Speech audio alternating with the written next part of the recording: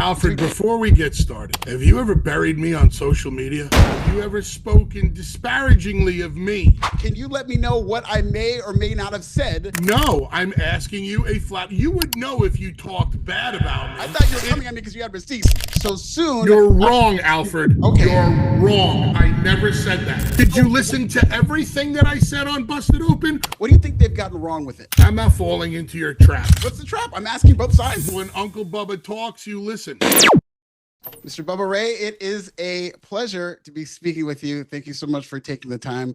I very much appreciate it. Now, of course, Alfred, before we get started, let's go. Have you ever buried me on social media? I don't believe I have. I mean, I've said... You don't believe you have? Have you ever spoken disparagingly of me on the old Twitter machine?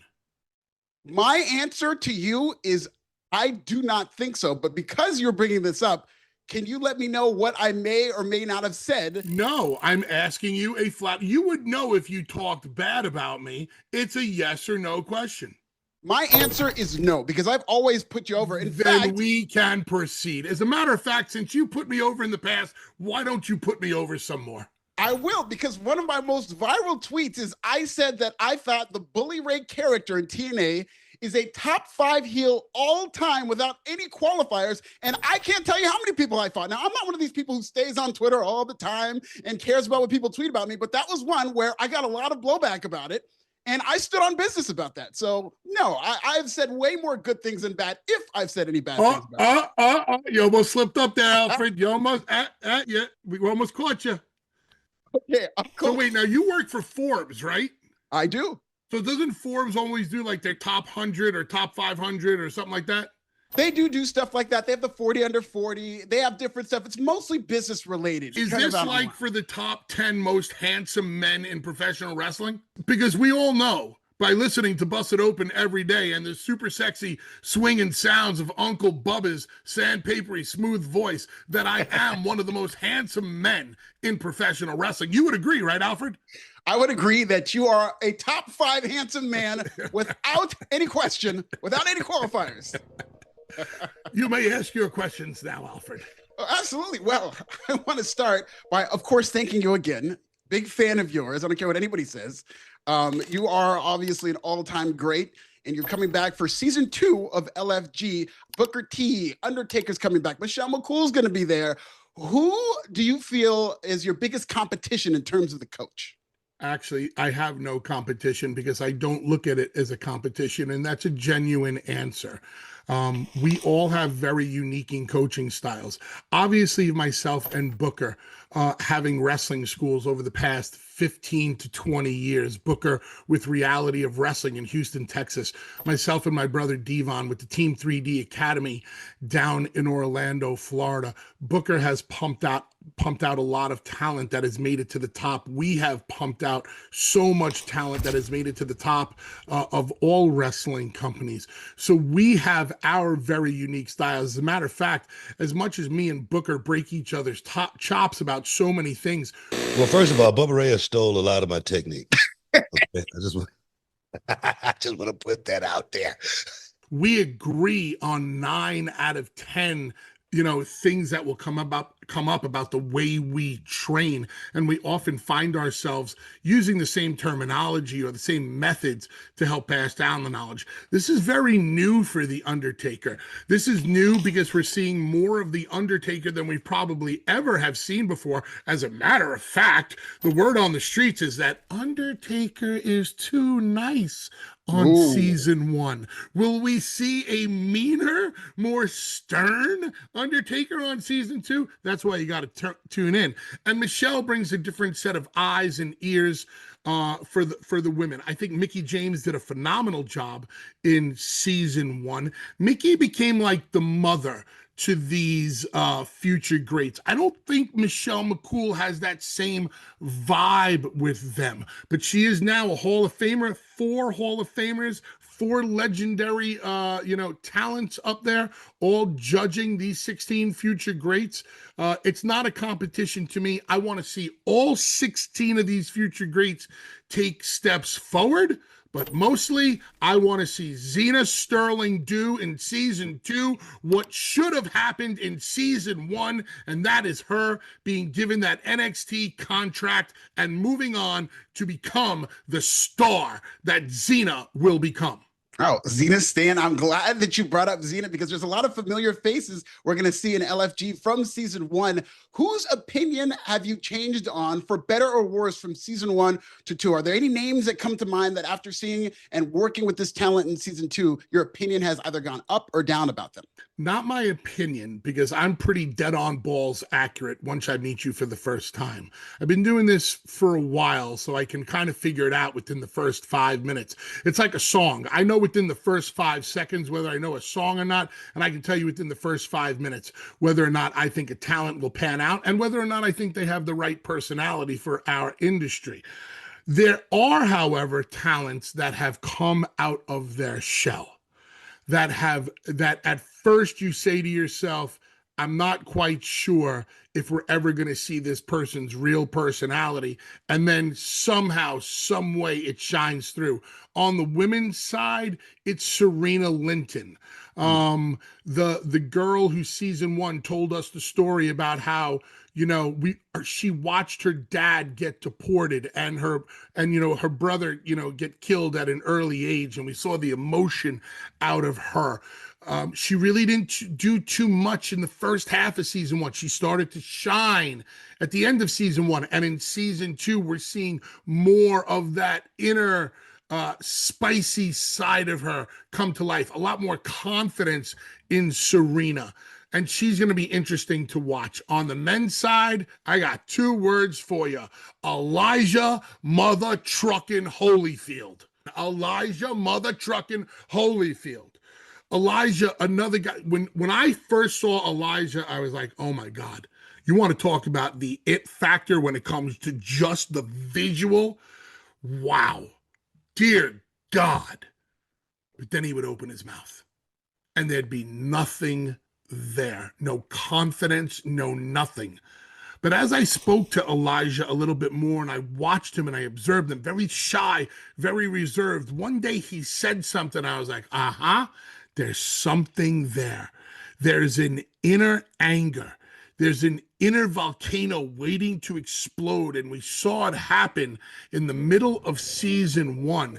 And in season 2, I think you're going to see even more of Elijah Holyfield. You're going to see that bad mother trucker that we all know that he can be. And I think he's going to open a lot of eyes. And I think he's going to get out of the shadow of being the son of Evander Holyfield. Well, that's amazing. And I've already read some of the synopsises for the first couple of episodes, and I saw that it says that you revisited some old issues with one Drake Mother Truckin' Morrow. So what do you think about Drake and how do Alfred, don't ever use my terms. Okay. If you want to use my terms, you have to ask Uncle Bubba permission first. And it should sound like, Uncle Bubba, can I please use your terms? Thank you, XOXO. Alfred, that's for the future. My apologies, Uncle Bubba. Drake is, I really like Drake Moreau. I really, really do. But I think that's the problem. I think he's too likable. I think I put this Bayou Boogie kind of New Orleans dancing, happy, beer drinking, alligator juice drinking, bead throwing personality on him because I didn't think that the inner badass would come through because he's so nice. Mm-hmm. So I gave him something that the people could get behind, that they could relate to. Everybody loves going to New Orleans. Everybody loves having beads thrown at them. To me, Drake Moreau came across as a modern day Jimmy Boogie Woogie Man Valiant. And everybody loved the Boogie Woogie Man. Oh, yeah. But when the bell rang, Boogie Woogie would kick your ass. And that's what I wanted from Drake. Season 2 starts out with a little bit of animosity with me and Drake, because I don't think Drake believes in me like I did not believe in him at the end of season 1, although I really wanted to believe in him. So you'll see the dynamic between Bubba and Drake play out in season 2. You've had some pretty controversial thoughts about one Ron Killings in saying that you did not necessarily agree with him going so serious so soon. You're wrong, Alfred. Okay. You're wrong. I never said that. Okay, but can I just premise this by saying that him coming back and being more serious, you did have some objections to that. Am I right about that? Do you think the fans are going to be as behind him? I think last night we saw people react to a man standing on top of an announce table who just came back the other night from blasting John Cena in the head with a championship belt. Everything that had happened on social media. Something struck me odd last night. Did you hear the what chants for Ron Killings in the beginning of his promo? I think it happened 2 or 3 times. Now, I'm not suggesting that that entire audience was chanting what, but I was shocked to hear some what chants when he started off, and I was like, oof. No, you're wrong. Can you let me did know? you listen to everything that I said on Busted Open? Not Or only did you listen to clips on the cesspool that is Twitter? Not only did I listen to everything you said on Busted Open, I saw R-Truth's response, or Ron Killings' response, who seemed to also take exception. He talking to? Yeah, people. Who he telling me who I am? I know who I am. I'm protecting him. And see, everybody got somebody that's trying to tell them who the fuck they are. I know who I am. I'm not the nice one. I'm driving now. Don't let nobody tell you who you are. I'd like to know your response to his response. When Ron Killings came on Busted Open, did he seem as fired up or more fired up on Busted Open as he was on Monday Night Raw? He did seem very fired up. You're welcome. Because only I can bring that type of level of fire out of people. Because I'm a freaking Sith Lord when it comes to lighting fires underneath asses. It's what I do. And it's a dying art form in our industry. And very few get it. What I said was, I didn't want to hear, and this was just a personal opinion, did not want to hear him refer to himself as R-Truth anymore. I didn't want to hear the truth name. It seemed by cutting off the hair, to me was symbolic of him leaving the truth persona behind. He wants to be serious Ron Killings, that I only want to hear about Ron Killings. Truth is somebody that we were entertained by for 20 years. I was entertained. I laughed with, I laughed at R-Truth. But did I ever really care about R-Truth? I want to care. I want to be emotionally invested. And I want that serious side of Ron Killings, and I want to care about the serious side of Ron Killings. That's why I said I don't need to hear the truth name anymore. This was an opinion. This was not like he has to do this, he must do this. And if Truth heard something that inspired him to pick up the phone and call Busted Open, well, as I said in the beginning, you're welcome. I bring out the best and the worst in everybody. What do you think WWE has gotten right with the John Cena heel character? What do you think they've gotten wrong with it? I'm not falling into your trap. What's the trap? I'm asking both sides. What have they done wrong with John Cena? I'm asking the question. And I'm asking you back. You tell me first. What have they done wrong with him? If I could say anything that they've done wrong, which I've enjoyed more than I haven't, I would say that John Cena not changing anything, I think they've gone a little wrong with that. I think it's a great idea that I'm not going to give you fans a new John Cena. I love the psychology behind that. But John Cena to continue to come out dressed like that, you still see him as John Cena. He still gets cheered. And I think if he was a completely different character, maybe he would get booed more. Alfred, are you familiar with a band named Kiss? I am. Detroit Rock City, even though I was born in Green Bay. Okay. Detroit Rock City, probably the greatest opening song of any rock act in history. Kiss wears the same makeup, plays the same songs. Gene Simmons blows the same fire. He spits the same blood. They play rock and roll all night the same way. At the end of every show, they blow the confetti and they say, thank you, good night, we're Kiss. They haven't changed a damn thing. And up until Kiss's very last show on December 31st in Madison Square Garden in 2000 and, I don't know, 23, 24, whatever it was, they sold out every single night doing the exact same thing for 20 years. Why should John Cena change a thing? I'm not a big fan of cliches. And here's one: if it ain't broke, don't fix it.